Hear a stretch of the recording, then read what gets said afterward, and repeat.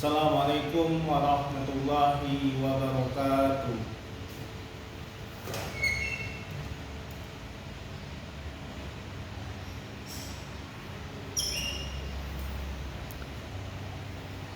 Innal hamdalillah nahmaduhu wa nasta'inuhu wa nastaghfiruhu wa na'udzu billahi minas shururi anfusina wa sayyiati a'malina may yahdihillahu fala hadiyalah. Asyhadu an la ilaha illallah wahdahu la syarikalah wa asyhadu anna Muhammadan abduhu wa rasuluh. Allahumma shalli ala Muhammad wa ala ali Muhammad wa man tabi'u bihi insani ila yaumiddin. Ya ayyuhalladzina amanu taqullaha haqqa tuqatih wa la tamutunna illa wa antum muslimun.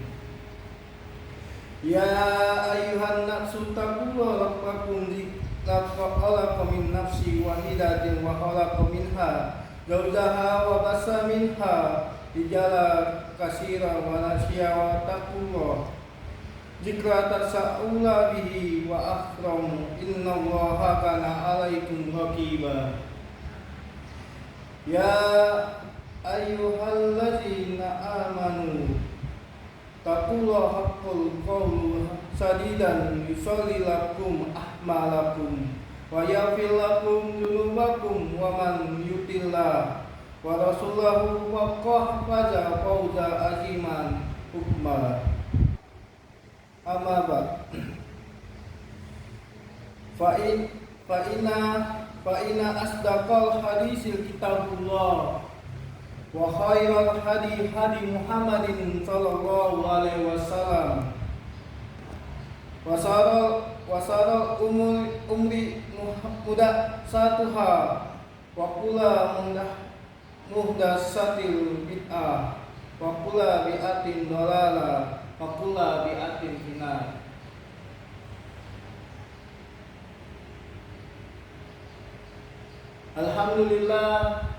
Alhamdulillahirabbil alamin. Segala puji syukur atas nikmat dan kesempatan yang kita masih bisa berkumpul di masjid ini dalam keadaan sehat walafiat.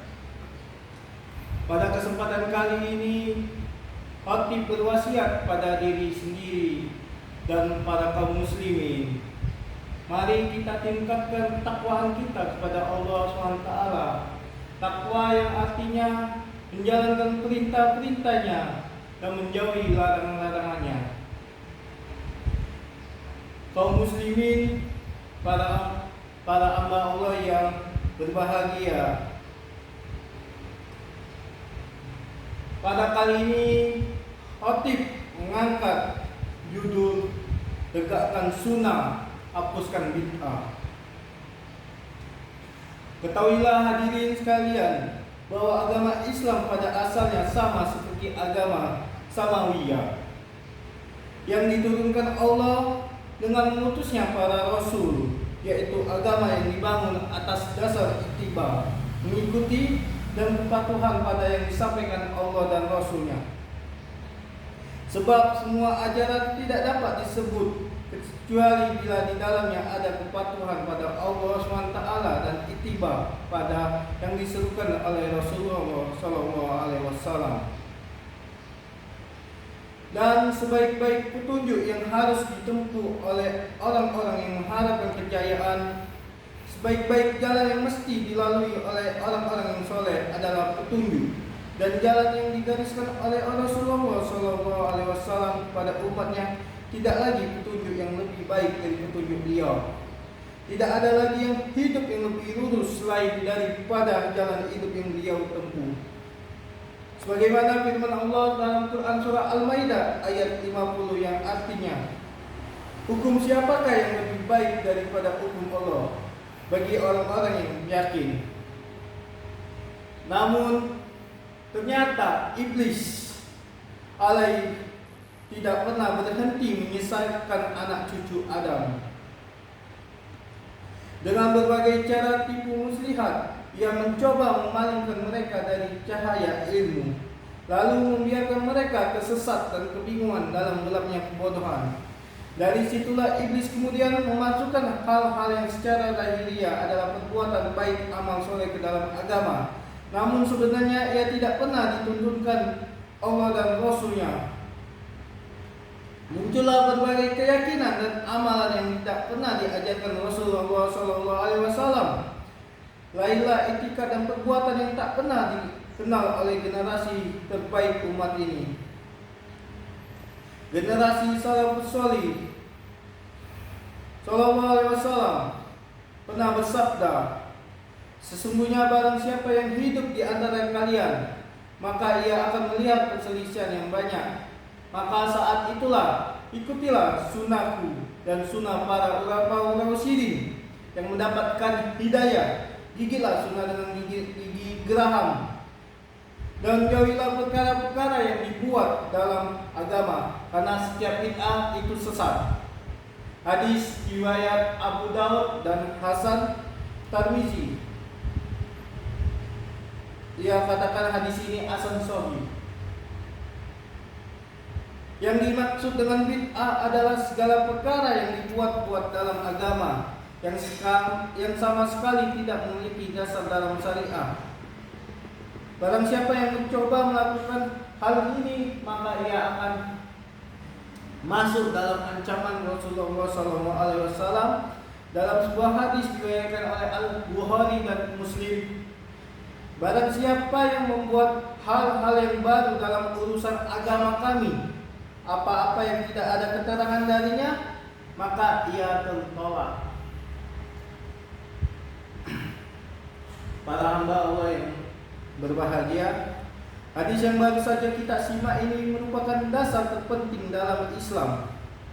Hadis ini merupakan standar yang harus digunakan untuk mengukur dan menilai sebuah amalan secara lahiriah, sehingga berdasarkan hadis ini amalan apapun dilemparkan kembali kepada pelakunya.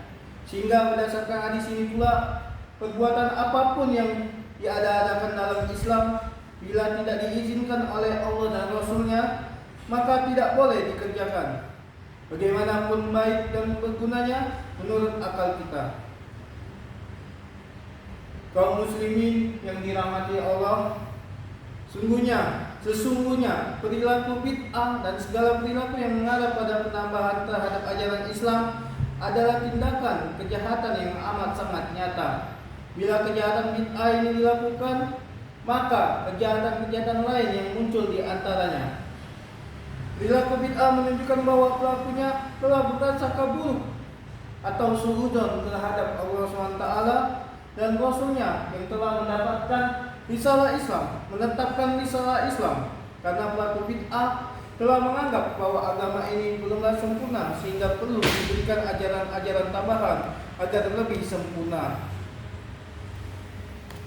Allah SWT berfirman dalam Quran surah Al-Maidah ayat 3, pada hari ini telah kusempurnakan buat kalian dan telah kucukupkan atas kalian nikmatku dan telah kulelakan Islam sebagai agama kalian.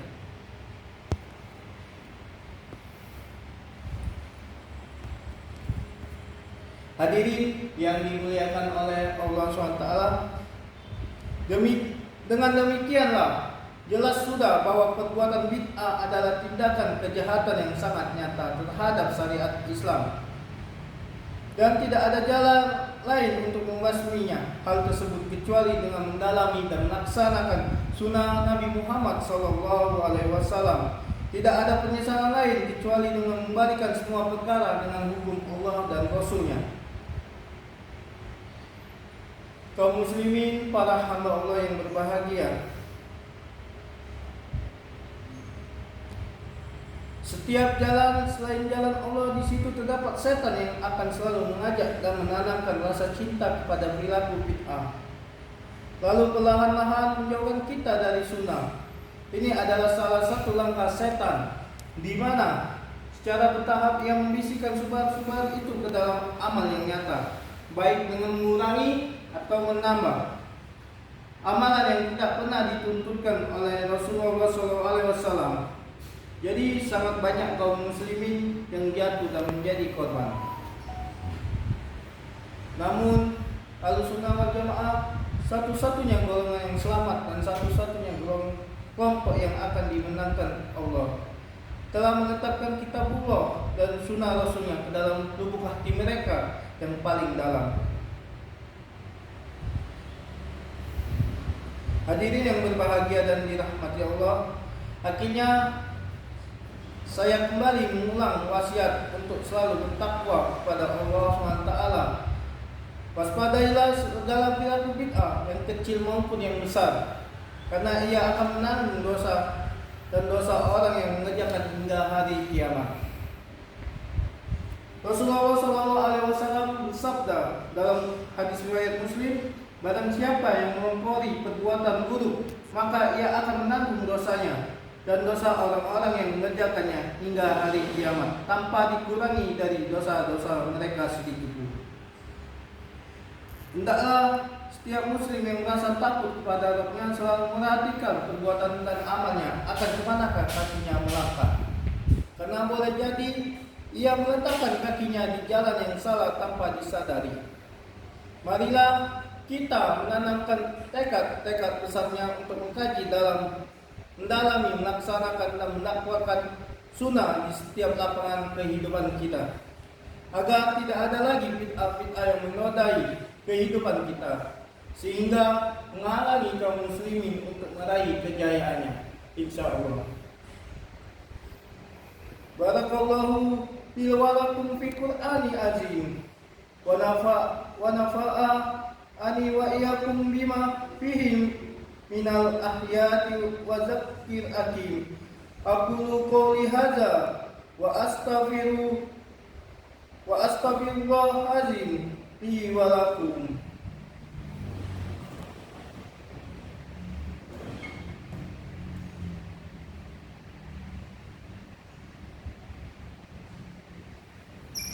Nindit